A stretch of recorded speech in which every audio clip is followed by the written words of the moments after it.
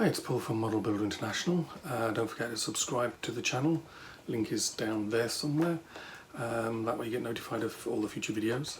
Today we're going to have a look at a new kit from Flyhawk. This is their 1/700th HMS Kelly.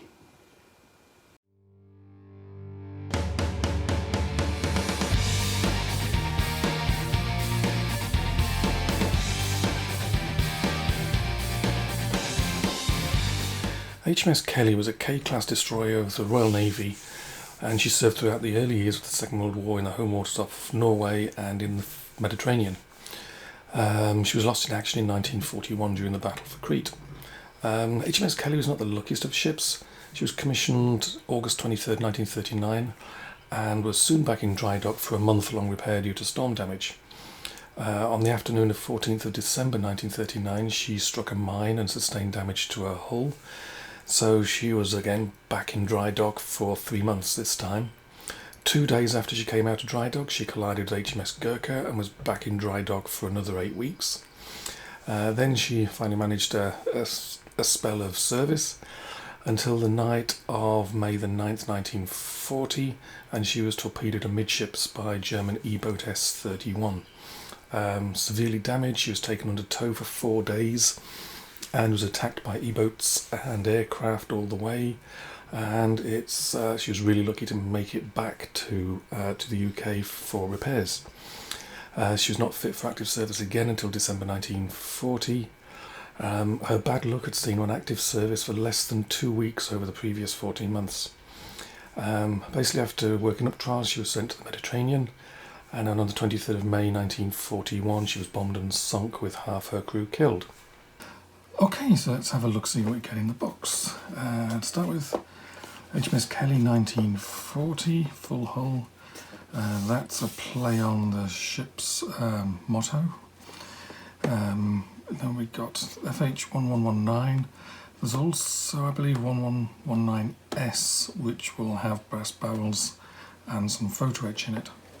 And then on the sides here, we just have a picture of the forthcoming. That one is Scharnhorst, and that one is HMS Agincourt from 1915. So those are in the pipeline. So, top opening box. Picture of obviously the box art, really neat, shiny. Background to the history of the ship. She's pretty neat. She was definitely not the luckiest of ships. She was forever getting damaged and spent more time, as you'll hear, she spent more time in dry dock than she did on active service. So, Flyhawk instructions, usual long thin piece of paper. It's all pretty good.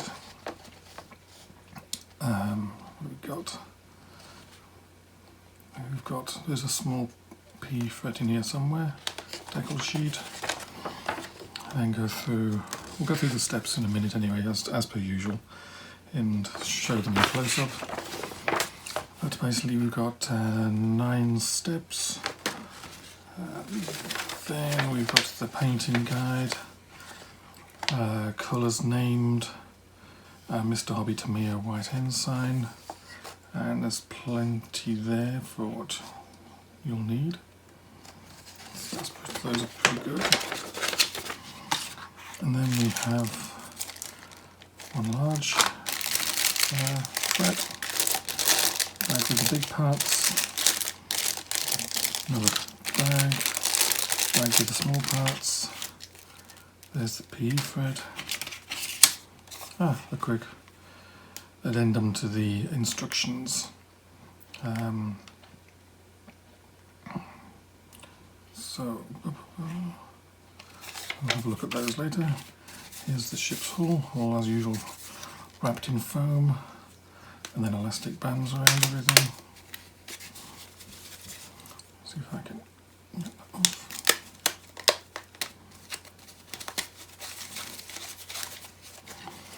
There you go. But everything is in there. It's the lower half of the hull. main hull. There's portholes, and I can see there's plating detail on there as well. That's pretty neat. Base plate, so you have the choice, it's not just full hull, it's also waterline as well. So that's the waterline plate if you want to do that. And these two parts are the deck. You can see there's lots of actual detail on the deck as well, really fine detail there. So I'll quickly open these bags up and we'll have a quick look at some of those as well. Okay, so the larger fret, this is actually in a resealable plastic bag. All the small parts, ship's masts are on there as well. Pretty fine detail. Some ship's boats. As per usual with Flyhawk, it's really finely moulded. Lots of nice detail on a set of torpedo tubes there. This is the long thin one. Again, lots of nice, really fine detail on here. They really do produce very fine parts. One of the big parts of the superstructure. Again, nice surface detail on there, portholes, hatches and the like. So there the funnel is hollow in the top. That's really nice. Yeah, some very nice subtle detail on there. And then we have, as usual with Flyhawk, the things like this very small parts. There's, that looks like power vanes on there.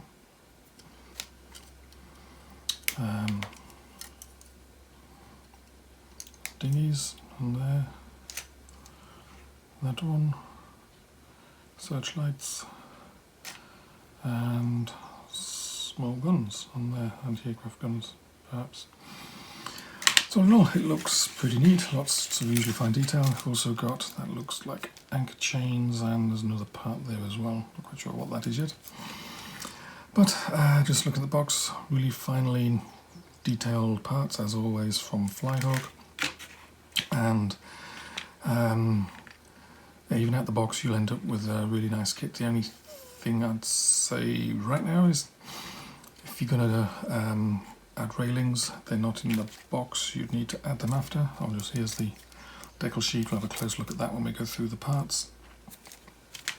All in all pretty neat, so let's have a look at, let's go through the instructions and have a close-up look at some of the parts. Okay, the history in plastic. There's been 3 boxings of HMS Kelly by Matchboxing 1980, Revell in 2013, and White Ensign did one in resin as well. These are the only kits of K-Class I'm aware of. Just note it would not take much for Flyhawk to also release the J and N class destroyers, as they were very similar to the K-Class and also very poorly represented in any scale. Inside the box you get the colour instruction sheet plus a small addendum to the instructions on a separate piece of paper. Small Decals sheet, I'll talk more about that in a bit. There's about 189 plastic parts on 12 sprues, 10 separate larger parts and 2 PE parts on a small fret. Note that there is also a deluxe version of this which has brass barrels and more PE parts. And there's also you can get a separate masking set for this, and if you have this version of the kit you can also buy the PE and the barrels separately, although Flyhawk don't make too many sets of those, so if you want to get the extra PE and barrels you need to get those early. Okay, let's have a look at the instructions and a close-up look at some of the parts. Step 1 is putting the hull together. You've got a choice of waterline or full hull. Put the decks on at this point. It also says to put the biggest parts of the superstructure on at this point. However, you may wish to add them later depending on how you want to go at it. You also add the propellers and propeller shafts and rudder at this point. Step 2, basically starting on the forecastle, you add the PE anchor chain, breakwaters and the most forward turret. And step 3, Basically working your way backwards, starting to build the bridge basically, and the other bit of PE goes in at this stage as well. Step 4 is putting the bridge, attaching that to the forward superstructure, adding a few small parts, adding the second dual gun turret, and adding some small parts on the superstructure. Step 5 is putting the main mast together. This is done in plastic, though the plastic is quite fine. Then we go over the page, and to start with we put some sub-assemblies together. We're putting some pom-pom guns together, we put some of the ship's boats together, the funnel, which is hollow, that's the part that the addendum sheet is about, and some other smaller parts in the superstructure. And then step 6, and basically we're putting the parts we've just assembled, we're fitting those to the ship, along with the first bank of torpedo tubes. Then we go down to step 7, and we're adding the second bank of torpedo tubes and some more small parts amidships. And then step 8, we're down at the aft end of the ship, add the final gun turret and lots of small parts at the aft end of the ship. And then step 9 is the last step, a simple one, just adding some Carly floats to a few places amidships. Now paint and decals. The paints are called out in Mr. Hobby, Tamiya and White Ensign. The painting guide gives you port and starboard view and an above view and is in colour. Colours are labelled. Also you get little images of the ship's boats so you can see what colour they need to be. All in all, there's plenty there to allow you to get it done. It's reasonably straightforward painting scheme employed. Decals. On the decal sheet, the only thing you need off the decal sheet for the Kelly is the ensign on the aft of the ship.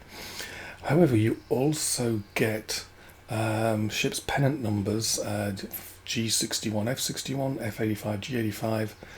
85 is HMS Jupiter, 61 is HMS Javelin, so I get the distinct impression the J-class kit is not far away.